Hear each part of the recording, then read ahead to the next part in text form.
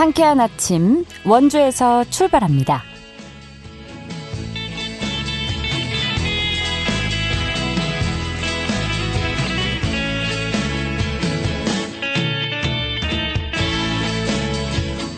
여러분 안녕하십니까? 4월 14일 화요일 KBS 원주방송국에서 보내드리는 상쾌한 아침 원주에서 출발합니다. 저는 진행의 이은주입니다.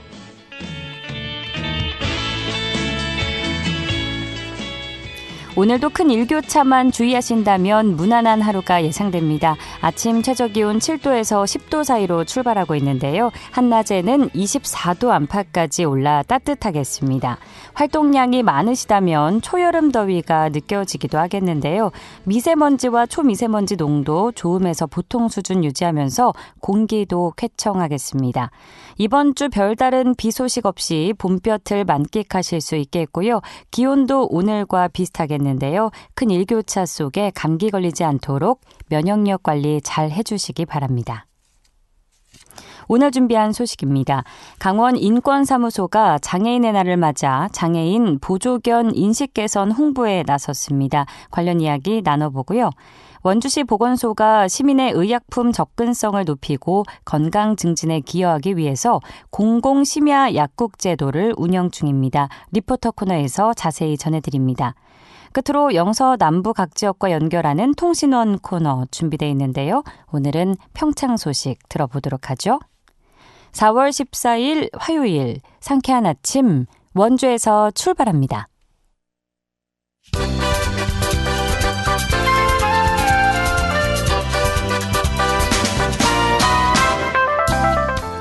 오늘의 뉴스입니다.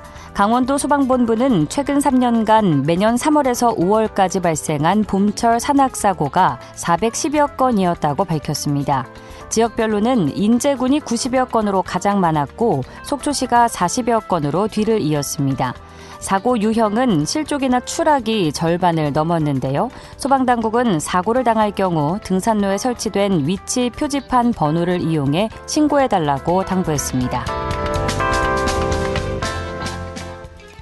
강원도는 도내 대학생들의 1,000원의 아침밥 이용 실적이 지속적으로 늘고 있다고 밝혔습니다. 연도별 식사 건수는 2024년 28만씩, 2025년 33만씩, 올해는 36만씩입니다. 이 사업은 5,000원짜리 식사를 1,000원에 먹을 수 있도록 하는 사업입니다. 현재 강원도 내 대학교 8곳이 참여하고 있습니다. 횡성군이 초등학교 입학생 176명을 대상으로 꿈 키움 청약 통장을 지원합니다. 이 사업은 아동 명의의 청약 통장에 횡성군이 10만 원을 입금해 주는데요. 사업비는 전액 고향사랑기부제 기금으로 충당됩니다. 지원을 원하는 학부모는 금융기관에서 주택 청약 종합저축 상품을 아동 본인의 명의로 발급받아야 합니다. 계좌번호 등 신청 절차는 학교에서 개별 안내할 예정입니다. 영월군은 공공산후조리원이 문을 연 지난해 11월부터 이달 현재까지 5달 동안 80명의 산모가 이용했다고 밝혔습니다. 이는 한 달 평균 16명 수준입니다. 산모 주소지별로는 영월 주민이 28명으로 가장 많았고 제천 19명, 정선 11명, 평창 4명 등이었습니다. 영월군 공공산후조리원은 산모실 10개와 영유아실, 회복실 등 최신 시설을 갖추고 있습니다. 오늘의 뉴스였습니다.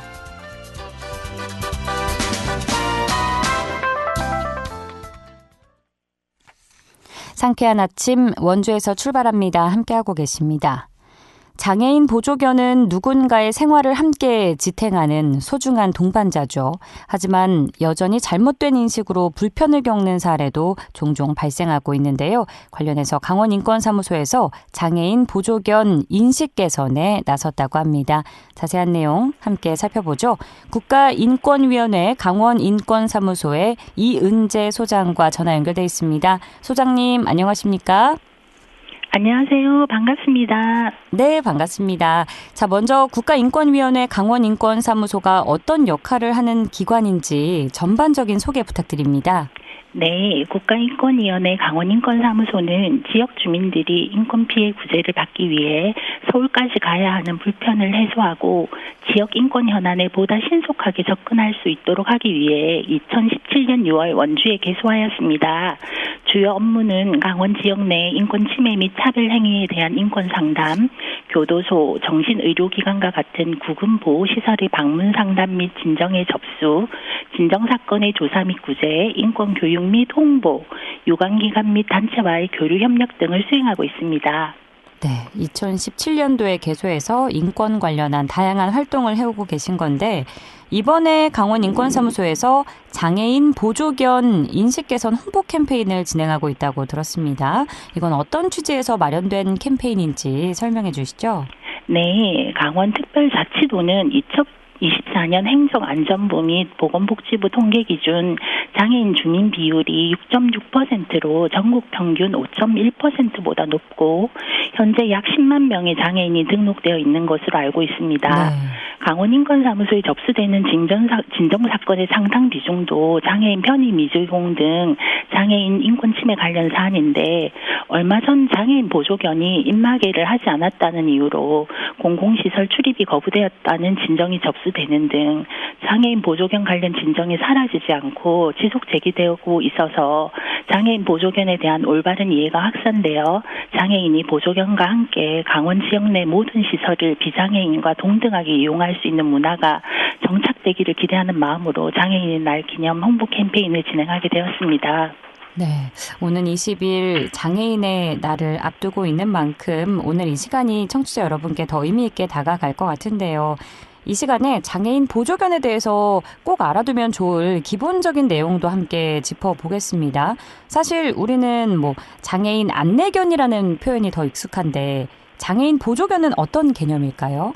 네, 장애인 보조견은 장애인 활동을 도와주기 위한 특수 목적견으로 시각장애인의 안전한 보행을 돕는 시각장애인 안내견, 소리를 인식해 동반인이 알아차려야 하는 소리가 있을 때 몸짓이나 신호로 알려주는 청각장애인 보조견, 지체장애인의 일상생활 동작에 도움을 주는 지체장애인 보조견, 정신 또는 신체적 장애가 있는 사람의 심리적 안정과 정서 치료를 돕는 치료 도우미 견이 있는데 현재까지 타 보조견 대비 상대적으로 많이 보급되어 한두 번씩 접해본 경험이 있는 시각장애인 안내견에 대한 시민들의 인식 수준이 높다 보니 장애인 안내견이라는 표현을 더 많이 사용하고 있는 것으로 보입니다.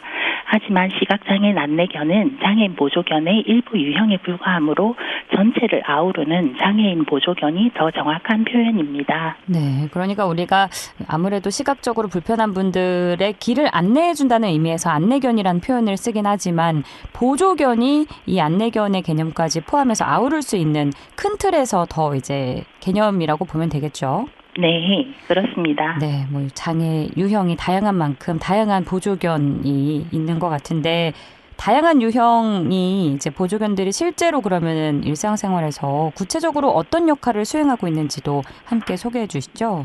네, 청각장애인 보조견은 소리를 듣지 못하는 청각장애인을 대신해 초인종, 전화벨 소리, 아기 울음소리, 자동차 경적 등 일상생활에서 중요하거나 필요한 소리를 감지하여 주인의 몸을 건드리거나 짖는 방식으로 알리고 위험 상황 발생 시에는 주인을 안전한 곳으로 안내하는 역할을 하기도 합니다. 네. 시각장애인 보조견은 횡단보도, 계단, 문, 엘리베이터 등 시각장애인이 안전하게 보행할 수 있도록 장애물이나 갑작스러운 상황 변화를 감지해 주인을 보호하고 훈련된 경로를 기억해 주인이 원하는 방향으로 안내하는 역할을 합니다.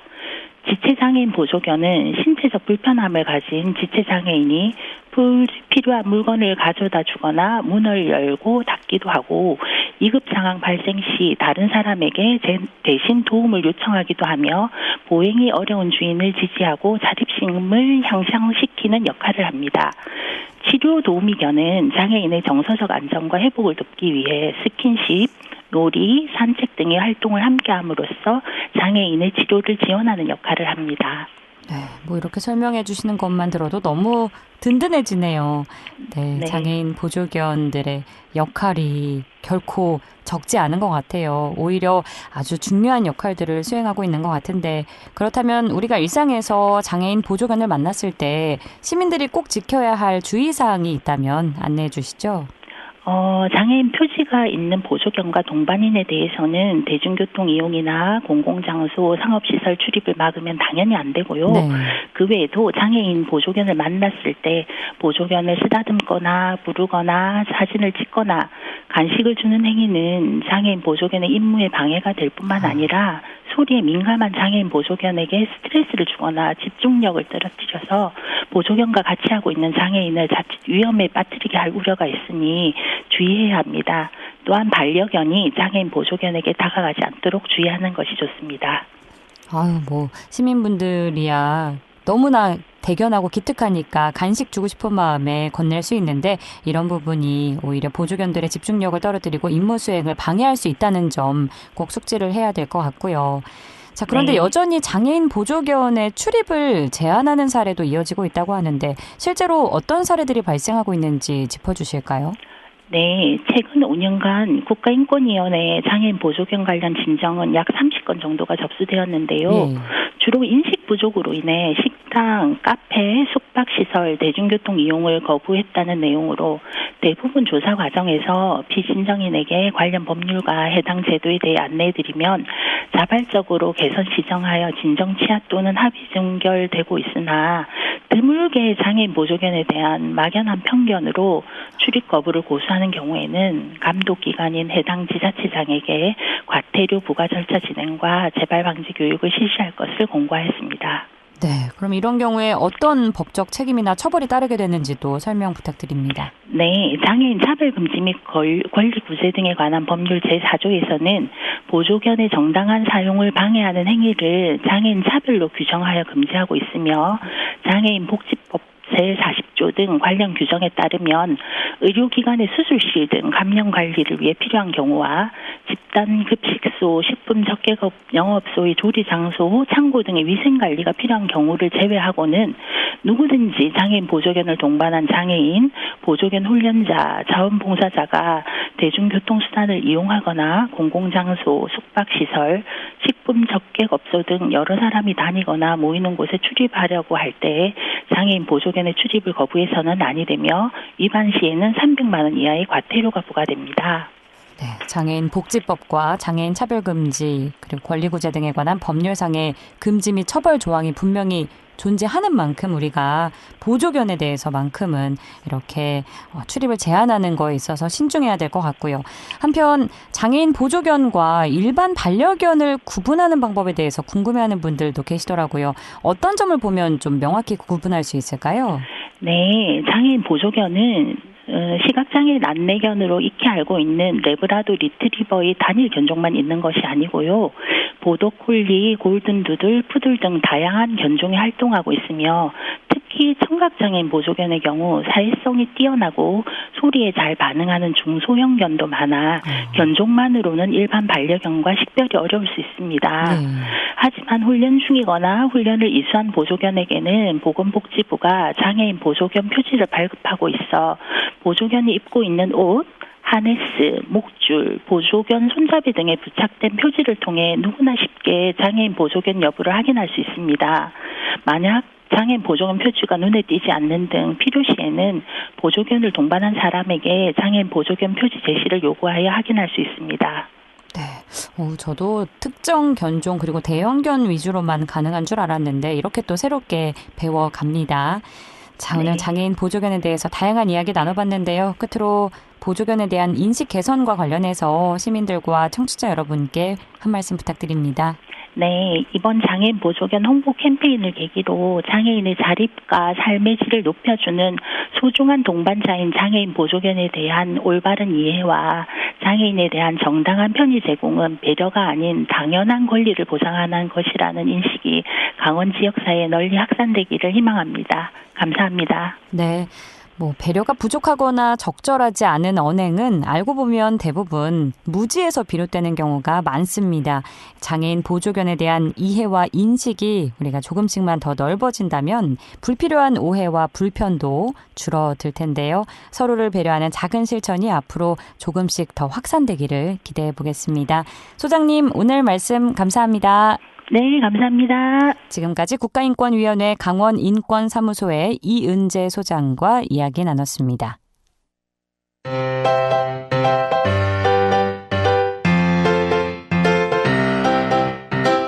KBS 원주방송국이 유튜브 다시 듣기 서비스를 실시합니다.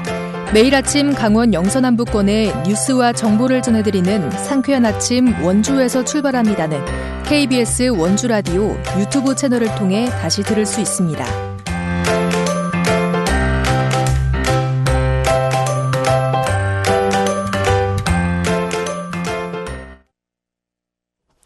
(8시 46분) 지나고 있습니다. 늦은 밤이나 새벽에 갑자기 아플 때 당황했던 경험 한 번쯤 있으실 텐데요. 이럴 때 시민들의 의약품 접근성을 높이기 위해서 원주에서 공공심야약국이 운영되고 있다고 합니다. 관련 소식 추인혜 리포터와 알아보겠습니다. 어서 오세요. 네, 안녕하세요. 원주에서 공공심야약국이 운영되고 있다고요? 네, 늦은 밤이나 새벽에 갑자기 열이 나거나 배가 아팠던 경험 있으실 겁니다. 특히 어린아이들이 있는 집에서 감기가 걸린 아이들이 늦은 밤에 아픈 경우가 있는데요. 응급실에 가기에는 비용도 부담스럽고 대기 시간도 길고 편의점 상비용만으로는 부족할 때가 있습니다. 어른의 경우 다음날 아침까지 참기도 하지만 아이들이 있는 경우 걱정스러우실 텐데요. 이럴 때 간절한 게 바로 문 열린 약국입니다. 네. 하지만 밤늦게까지 운영하는 약국 찾기가 쉽지 않은데요. 예. 그래서 원주시 보건소가 지난 4월 1일부터 시민들의 의약품 접근성을 높이기 위해서 늦은 밤과 새벽까지 운영하는 공공심야약국을 지정했습니다. 원주 단구동에 위치한 아침약국이 원주의 유일한 공공약국으로 운영되고 있는데요. 약사님도 약사가 되기 전부터 밤 늦은 시간에 아파서 약이 필요했던 경험에 공감하면서 동참하게 됐다고 합니다. 원주 유일의 공공심야약국 아침약국 오지민 약사에게 합류 배경 직접 들어보시죠. 야간 시간에 의약품 구매가 좀 힘들잖아요. 제가 전에도 다른 지역에 거주를 할 때 그걸 했었어요. 여기서도 마침 기회가 생겨가지고, 해야겠다는 생각이 들어가지고 지원을 하게 됐습니다. 아무래도 보람도 있고, 야간에 운영할 때는 주간이랑 또 좀 다르거든요. 야간에서 항상 오시면은 또 고마워하시고 이런 것도 좋기도 하고, 저도 예전에 약사가 아니었을 때도 야간에 약 구하기가 진짜 힘들었었거든요. 그거를 제가 역으로 이제 이런 서비스를 제공하게 되면은 환자들 편의가 많이 늘어나서 좋을 거라고 생각을 했거든요. 네, 이제 운영을 시작한 지 2주 정도 된 건데 그럼 실제로 어떤 분들이 약국을 주로 찾았을까요? 네, 주로 갑작스러운 감기 증상이나 해열제를 사러 오시는 분들이 많다고 합니다. 특히 아이가 밤에 아파서 부모님들이 많이 당황하시는데 해열제 구하러 오시는 분들이 많고요. 네.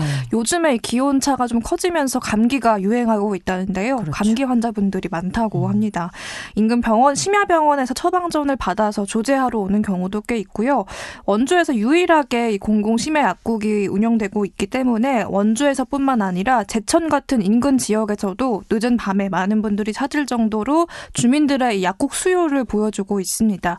이 공공심야약국은 연중 무휴 운영이 원칙이고요. 매일 밤 10시부터 다음날 새벽 1시까지 심야 시간대에 운영됩니다.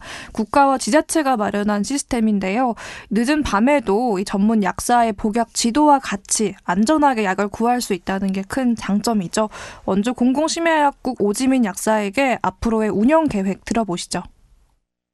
감기약 사러 오시는 분도 많고요. 아니면은 처방전 조제를 위해서 야간에 운영하는 병원들에서 가져오는 처방전도 오더라고요. 그거 조제도 분당하고 있고 원주 시내 사람들도 이용하는데 가끔 이 원주 벗어난 사람들도 오더라고요. 제천이나 이런 데서도 오고. 일단 인터넷에 검색을 하면은 요새는 쉽게 찾을 수가 있어요.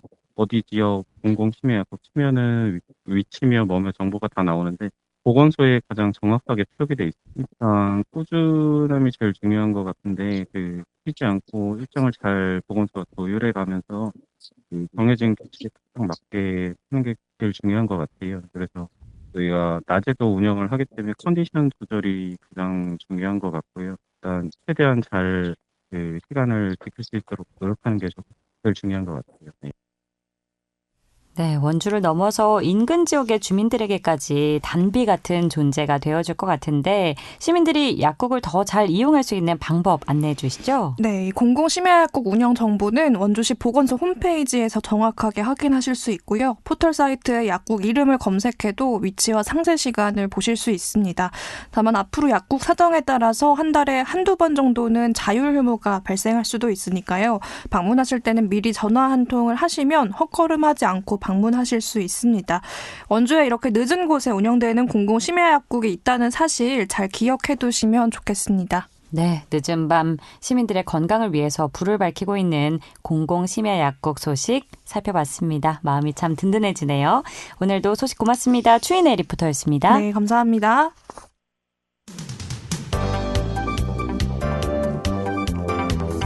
생생한 현장, 유익한 생활 정보를 전해드리겠습니다. KBS 원주라디오 상쾌한 아침 원주에서 출발합니다를 함께하고 있습니다.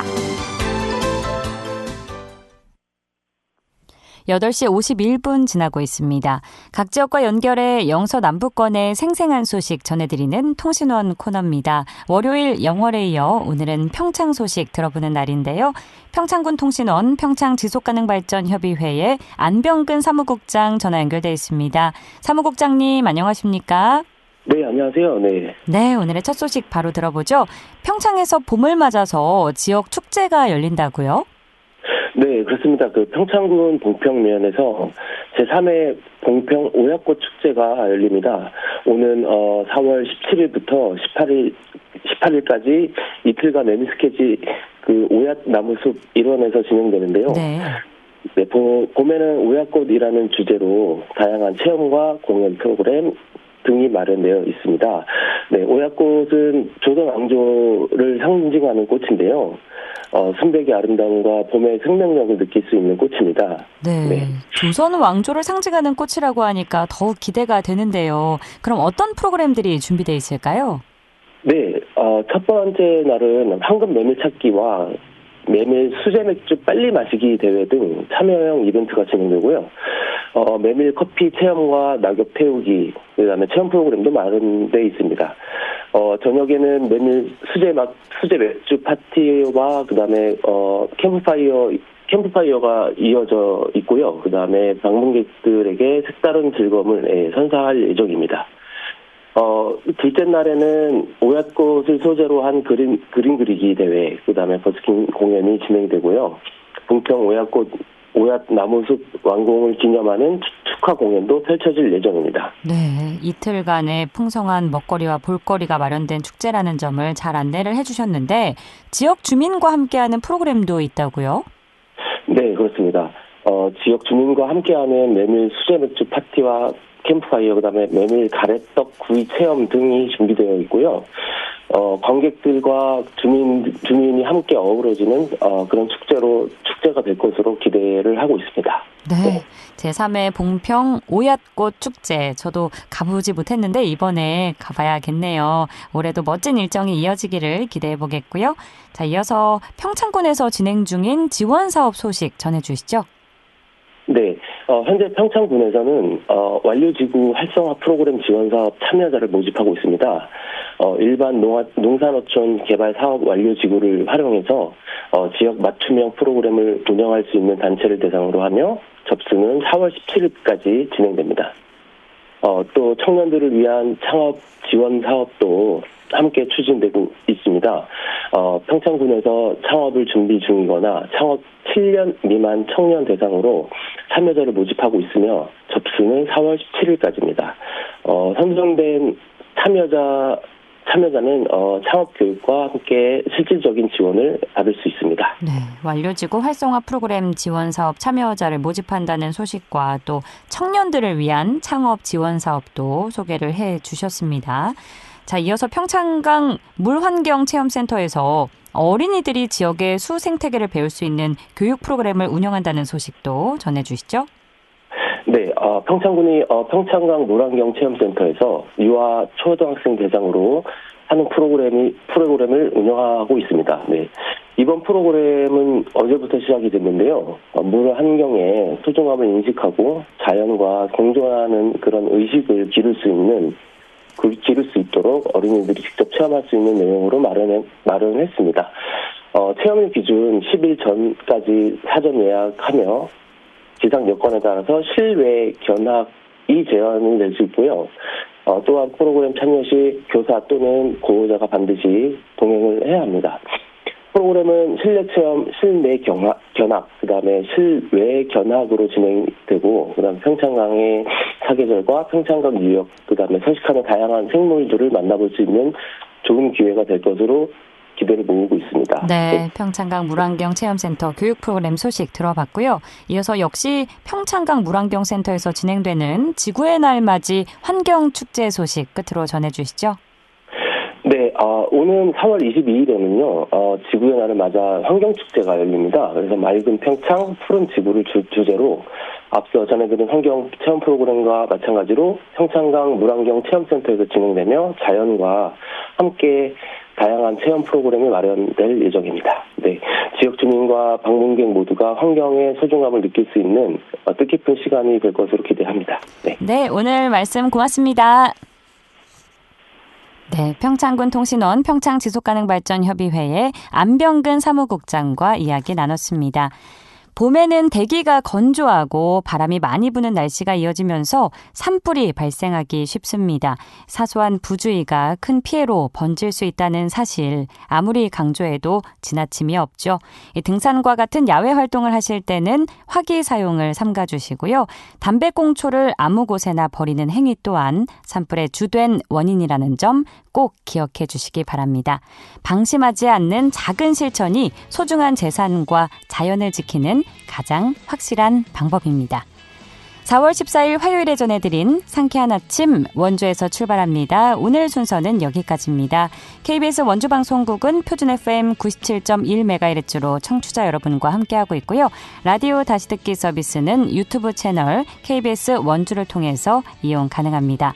저는 내일 아침 8시 30분에 다시 찾아뵙죠. 지금까지 기술 김상열, 구성 황진영, 진행의 이은주였습니다. 여러분 좋은 하루 보내세요.